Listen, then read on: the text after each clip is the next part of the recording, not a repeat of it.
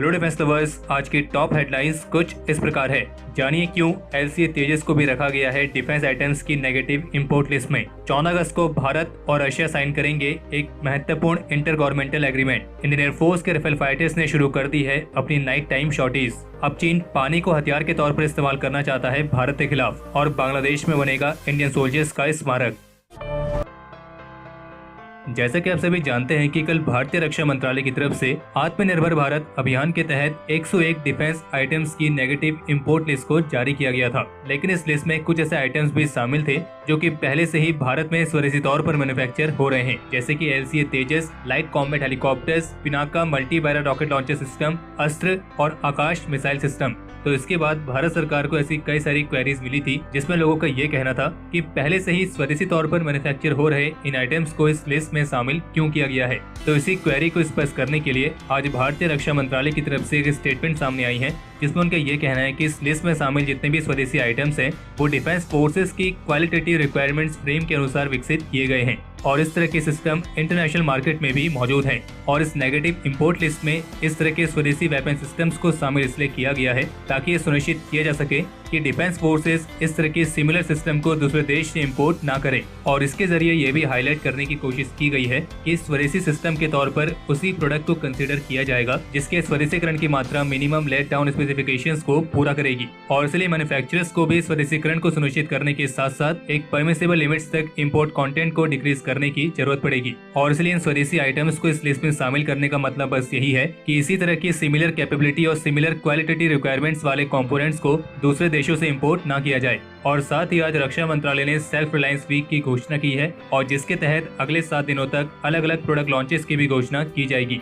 और इन प्रोडक्ट्स में medium bullet proof vehicle, Nag missile carrier, 14.5 mm की anti material rifle, autonomous underwater vehicle, Konkurs missile and launcher test equipment, underwater platforms और ऐसी ही अलग अलग एक्टिविटीज के बारे में घोषणा की जाएगी। और आज जब इस सेल्फ रिलायंस वीक की घोषणा की गई थी तब रक्षा मंत्री राजनाथ सिंह की एक पिक्चर वायरल हुई थी और इस पिक्चर के बैकग्राउंड में अलग अलग एक्टिविटीज के बारे में डिटेल्स दी गई हैं कि अगले 7 दिनों में कौन कौन सी एक्टिविटीज होनी है। और इन्हीं समय 14 अगस्त को होने वाली एक्टिविटीज की डिटेल में ये बात सामने आई है कि इसमें आत्मनिर्भर भारत अभियान को ध्यान में रखते हुए रशिया के साथ एक इंटर गवर्नमेंटल एग्रीमेंट भी साइन किया जाएगा और ये अपने तरीके का पहला ऐसा एग्रीमेंट होगा। और बाकी वो एग्रीमेंट किस चीज को लेकर हो सकता है इसके बारे में तो कुछ भी स्पष्ट नहीं है, लेकिन अनुमान ये है कि हो सकता है कि ये कॉन्ट्रैक्ट AK-203 असॉल्ट राइफल्स या फिर कैमॉफ के KA-226 हेलीकॉप्टर्स वाली डील को लेकर हो सकता है। बाकी आपके विचार में क्या है आप उसे कमेंट सेक्शन में लिख के बता सकते हैं।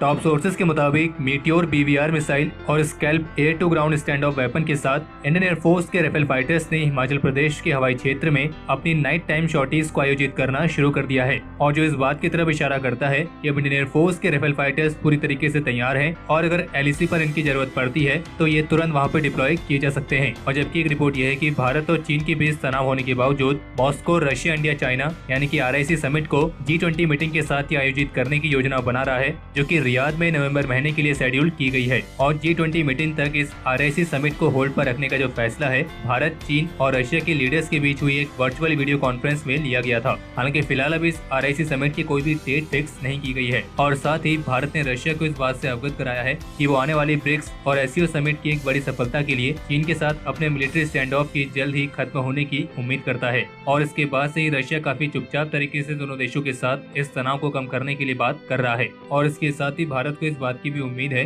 कि उसके आग्रह पर रशिया इंडो पैसिफिक इनिशिएटिव को जापान के साथ ज्वाइन करेगा। भारत के VVIPs के लिए अगले महीने भारत पहुंचने से पहले बोइंग 777 एयरक्राफ्ट की कुछ नई पिक्चर सोशल मीडिया पर सामने आई हैं और इस विमान पर भारत और इंडिया लिखा है। और जबकि अभी जो फ्लीट है जिसका इस्तेमाल भारत के VVIPs करते हैं उस पर एयर इंडिया लिखा हुआ है और इसलिए माना जा रहा है कि भारत आने के बाद इसका नाम या तो इंडिया 1 या फिर इंडियन एयरफोर्स 1 हो सकता है। और फिलहाल अभी इनका नाम एयर इंडिया 1 है। और अमेरिकन राष्ट्रपति के एयरक्राफ्ट एयरफोर्स 1 की तरह ही अब भारत के प्रधानमंत्री का एयरक्राफ्ट भी मिसाइल डिफेंस सिस्टम और इलेक्ट्रॉनिक वॉरफेयर सूट से इक्विप्ड होगा और इसका इस्तेमाल भारत के प्रधानमंत्री, राष्ट्रपति और उपराष्ट्रपति की विदेश यात्राओं के लिए होगा। और फिलहाल भारत के VVIPs की फ्लीट में बोइंग 747 है जिसकी जिम्मेदारी एयर इंडिया को दी गई है। हालांकि जो इसके पायलट हैं वो इंडियन एयरफोर्स के ही होते हैं, लेकिन जो ये 2 नए VVIPs एयरक्राफ्ट आने वाले हैं इनकी पूरी तरीके से जिम्मेदारी इंडियन एयरफोर्स को ही दी जाने वाली है। और इंडियन एयरफोर्स की VIP VIP स्क्वाड्रन का हिस्सा होंगे। और इस बोइंग 777 की एक खासियत ये भी है कि ये दिल्ली से न्यूयॉर्क की यात्रा को अपने एक बार के फ्यूल के साथ ही पूरा कर सकता है, यानी कि इतनी लंबी यात्रा में इसे दोबारा रिफ्यूलिंग की जरूरत नहीं पड़ेगी। और जबकि वर्तमान समय में जो बोइंग 747 है उसे दिल्ली से न्यूयॉर्क जाने में यूरोप के किसी एयरपोर्ट पर उतरकर रिफ्यूलिंग करनी पड़ती है। बाकी इस नए बोइंग 777 पर हमने अलग से और भी वीडियोस बनाई हैं, अगर आपने वो नहीं देखी है तो उनका लिंक आपको इस वीडियो के डिस्क्रिप्शन में या आई बटन में मिल जाएगा।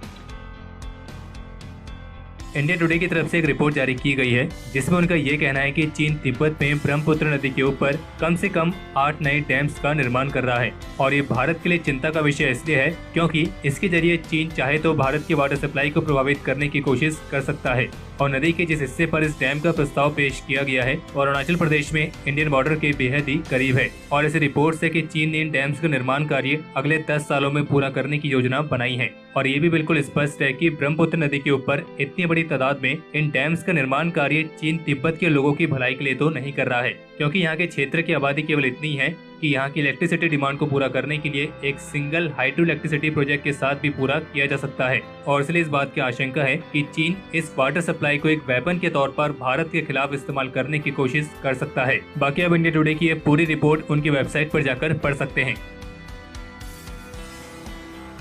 इंडियन आर्मी ने कोर ऑफ मिलिट्री पुलिस में 100 वुमेन कैंडिडेट्स के दूसरे बैच को हायर करना शुरू कर दिया है और जिसके लिए इंडियन आर्मी की तरफ से एक रिक्रूटमेंट नोटिफिकेशन भी जारी किया गया है और जिसके तहत वुमेन कैंडिडेट्स के दूसरे बैच का इंडक्शन जनवरी 2021 के लिए शेड्यूल किया गया है। और इस नोटिफिकेशन के तहत इसके लिए अप्लाई करने के लिए आपकी एज लिमिट 17.5 से 21 साल के बीच में होनी चाहिए और मिनिमम एजुकेशन क्वालिफिकेशन में आपका क्लास 10 बोर्ड एग्जाम का क्लियर होना कंपलसरी है और 31 अगस्त तक वे अपनी एप्लीकेशन भेज सकती हैं।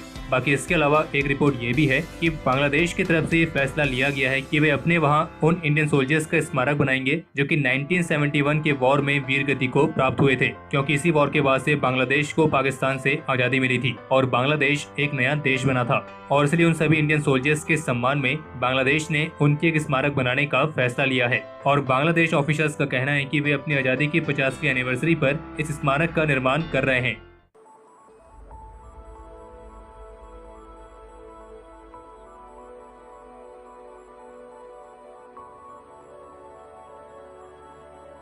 तो हमारे आज के इस एपिसोड के लिए इतना ही। अगर आपको यह एपिसोड पसंद आया हो तो इस वीडियो को लाइक करें और अगर आपका कोई सवाल या फिर सुझाव हो तो उसे कमेंट सेक्शन में शेयर करें। बाकी अगर आपने इस चैनल को सब्सक्राइब नहीं किया है तो इस चैनल को सब्सक्राइब करना ना भूलें।